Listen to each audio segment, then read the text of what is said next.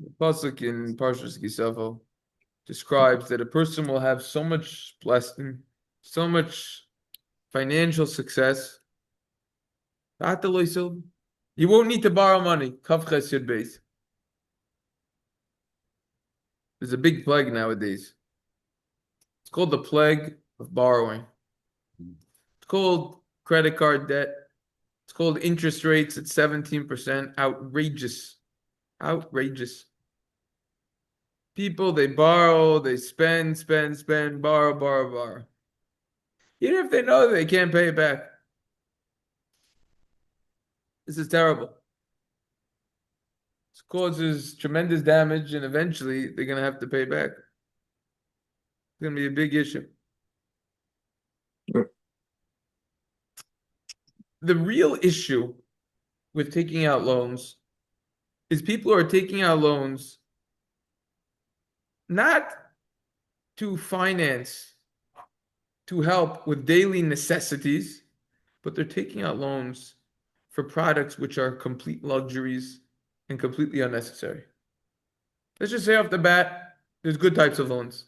A mortgage rate at 3% for 30 years, that is a great loan. But we're talking about bad loans over here. One time, someone went to Rav Zilberstein and he asked, should I say a bracha of Hatov V'Ameitiv or Shechianu on a beautiful couch that I got? After discussing a little more, it was a very expensive couch. Now I know because we actually have a couch in our living room that we got for free. Apparently, it was purchased for $18,000, this couch. No. Can you imagine paying $18,000 for a couch? Okay. Obviously, the people who we got them from had more than 3 peanuts in their wallet. Okay, no problem, but okay. So, anyways, he bought the couch, so he wanted to know the Shiloh. So Zilberstein said, you're asking a good question about the Tova Meitiv, but really you should ask a better question, right? Also, through the discussion, it was found out that he couldn't afford the couch, so he had to borrow money to purchase it. So it's a good question, but a better question would be, would you say a dayan emes on this couch? You know what you say when someone dies, Baruch dayan emes? Yeah, he said that to the person. Because if someone buys something and he doesn't have the money to back it up in his wallet, he's going to end up stealing to try to get that money. So you should say the bracha of dayan emes. Chinuch explains, why is it that if a poor person, an ani, brings the korban ashir, the korban that a wealthy person brings, would he not fulfill his obligation? Why is that? Right? Because if he does something that is without of his reach and he uses money that he doesn't have, he's going to end up stealing. He actually discusses how people, a lot of times, they complain, they have small living areas and everything, and Rav Elyashiv raised over 10 kids in a super duper tiny apartment. It's really only 2 bedrooms, right? So One for the parents. yeah, that's it. You figure it out. It might have even only been one. You figure it out. And the kids, they end up being fun. He says another story over here how usually never recommends people upgrading to their place of residence. In Israel, obviously, it's all apartment for the most part. But he said there was one case that he did, that there was a family and they were on the third floor of the apartment, and every year the sukkah was on the ground floor, it was a shared space, whatever. So the husband would sleep by himself. The wife wouldn't be able to be near his husband and didn't want it. So the upgrade to another apartment where they would be on the first floor, same size, but have the sukkah right there, it was an extra 10,000. So he said in that case he said you could go there because the Gemara says lovei alive and ipare. The Gemara in Beitz Tazayin, as we learned, for mitzvah expenses you'll get repaid back.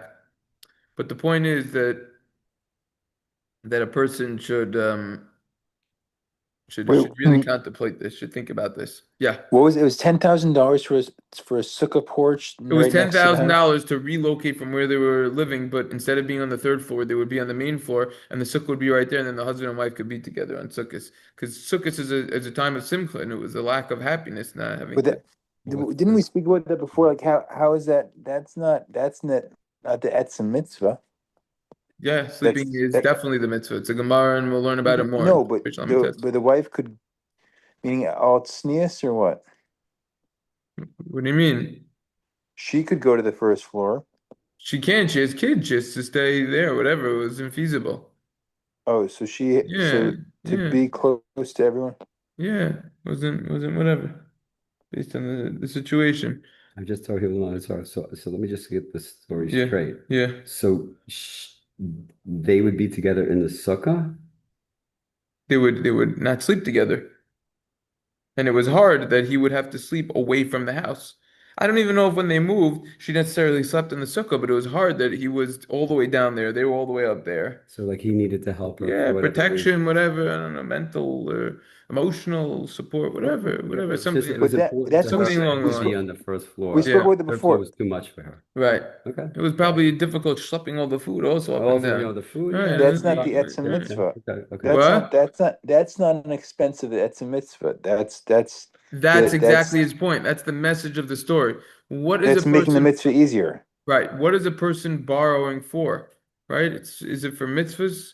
Right? It was taken away. He felt bad that he was having to sleep away from them. That she felt bad. Everyone was feeling bad.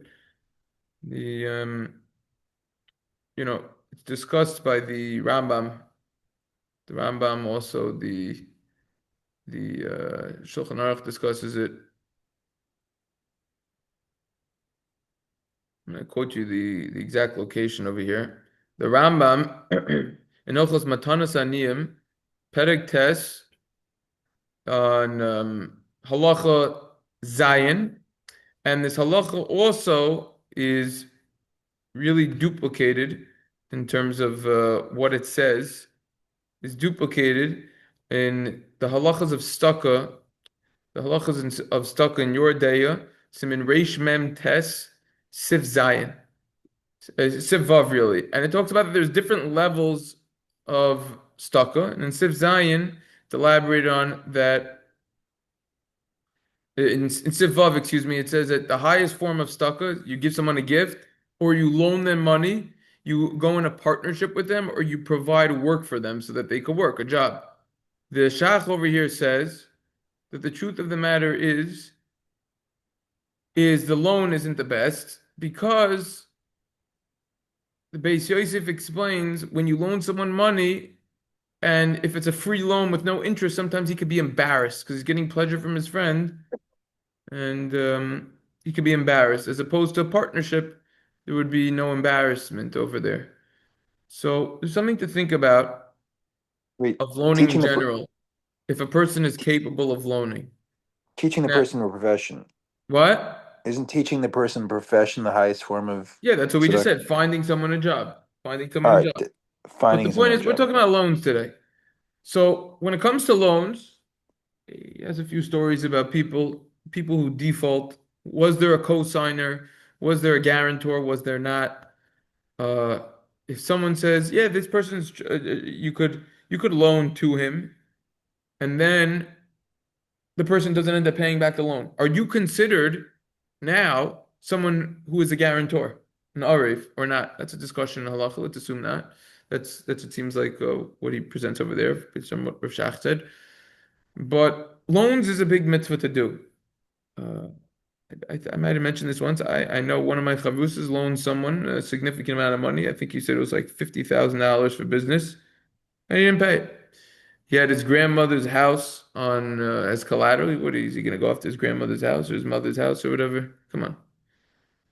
But person has to be smart. People have to be careful also not to take advantage. People are stepping on all these gemachim that are offering loans. Most of them are smaller amounts of money, a couple thousand. The person just needs a little bit just to get by. But these loans have to be repaid. It's a big problem. I heard once that someone showed up at the Shiva house saying, "Your parent that just died owes me tremendous amount of money." How could you say that at a Wow. Shiva house? I mean, these things are crazy. You hear all sorts of stories. Once we're on Shiva houses, you hear stories. People are giving offers, cash offers for that person's house. I mean, come on, it's ridiculous already. Let's have some sensitivity towards the what's happening over here. But okay, fine. So talk about loans. Okay, loans is It's something that is serious. It's something that has to be taken responsibly. And when a person is taking someone else's money, that person has to be extra cautious. You have nowadays it's very common that people they make money and they want to put their money in a place where they think it will grow more. So a lot of times a popular place to put it is in real estate. And they have investors who are involved with commercial properties, multifamily and the like. And these projects are, let's say, $20 million, $60 million. They're significant amounts. And different investors put up different amounts of money. Obviously, you don't need to put down all the money for the down payment. One way is doing it like that, but a lot of times it's leveraged this way. To put down less money and you could get more. If a person has $30 million now, they could buy a 60, 70 million and there could be more profit as opposed to so when other people's money is involved, person has to be very, very careful about it. More than their own. More than their own. And it's something to consider over here. I'd like to tie in one more idea, not necessarily on loans, just talking about wealth and not wealth. This idea I saw in multiple places. That's discussed. Many Svarim quote this. The beginning of the Parsha of Ki Savo discusses Bikurim. Just talk a little bit between the Ani and the Ashir for a little bit. By the mitzvah of Bikurim, the halacha is that you bring a basket. All right. You bring a basket over here, the samta betena. You place the bikurim and you put it in a basket.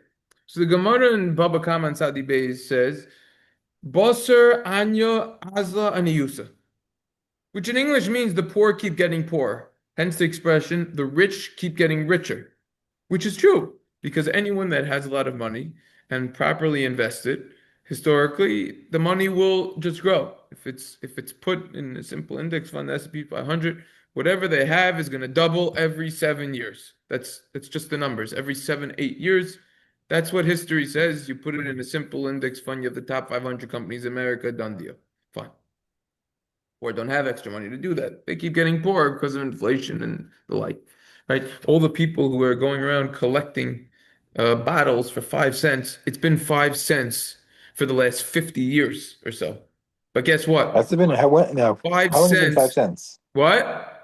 I'm curious how long it's been 5 cents. Yeah, around 50 years. You can look into it. But guess Yeah, what? 5 cents or 50. But guess what? 50 years ago, 5 cents was worth 5 cents. Now Yeah, 5 cents is worth a half a penny, okay, because of inflation.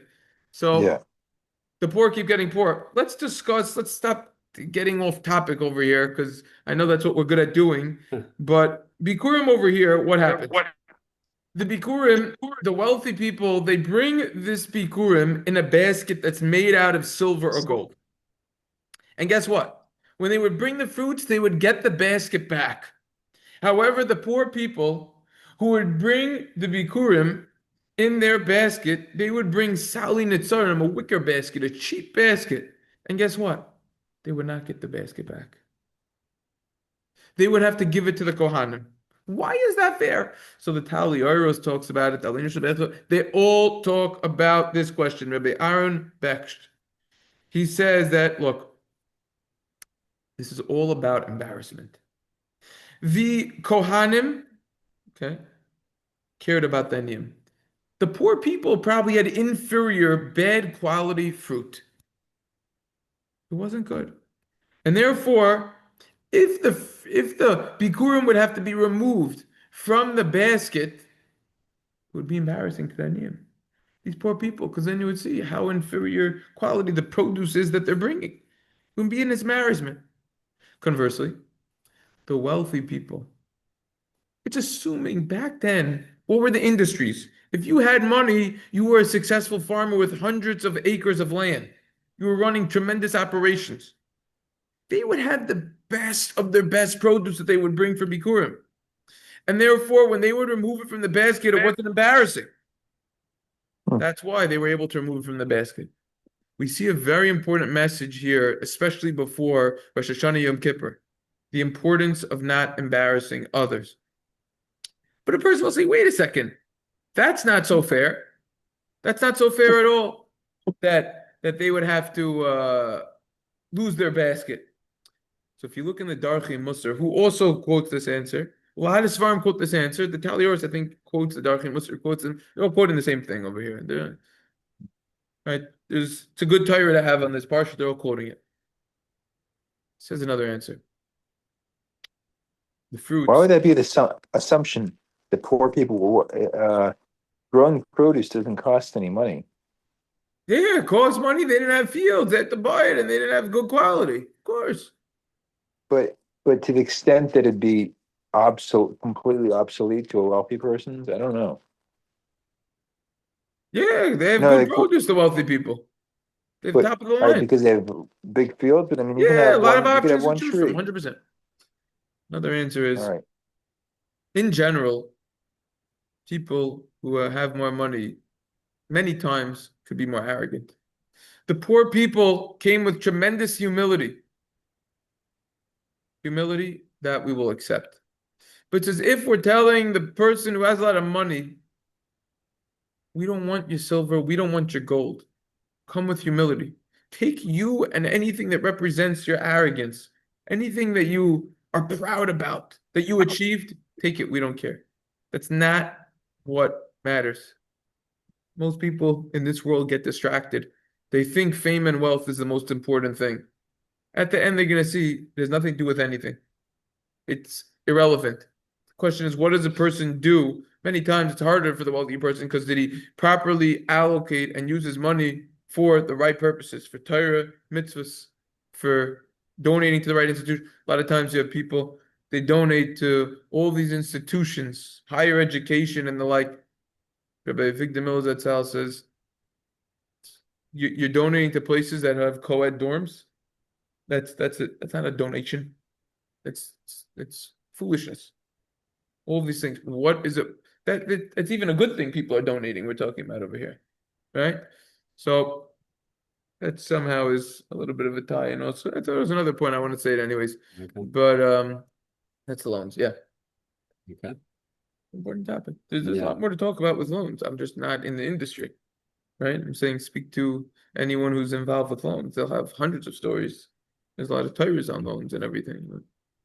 You know, heter iska, you're not supposed to loan with interest, ribis. I mean, Right. yeah, I mean, you could talk about it from today to tomorrow. It's just I'm not involved in this area of finance in any way, and halachically and practically So with it's a money. big mitzvah to loan people. It's a big mitzvah. It is a big mitzvah to loan people. Yeah, big mitzvah to loan people. If they're gonna do it. Yeah, it's a big mitzvah to co-sign for a person also. If they need help and they're erlich and they're gonna do it, they just because you don't fit in the box that you could purchase the house or get the vehicle, so then they don't like you, but you have the money, but you just don't want to pay cash or whatever. That's it. Yeah. That happens. If a person has cash, and I'm gonna put everything down for that. They want to have some cushion money for a rainy day or something. Whatever it is. Yeah. Yeah. Okay. All right. All right. All right. Mordechai. Yeah. Welcome to. Thanks a lot. Yeah. Big chus. What's Well, I did a little freshman and then fresh. I said, I should stay there, kids. I said, watching the hockey games. I didn't, They said you could go. Get in there. What? They said you could go. Go. You had your little vacation. It's not a vacation. That's Not a vacation. It's nice to be out in the open air and stuff like that. But I do it more to be, to get the kesher with it's a different atmosphere than sport.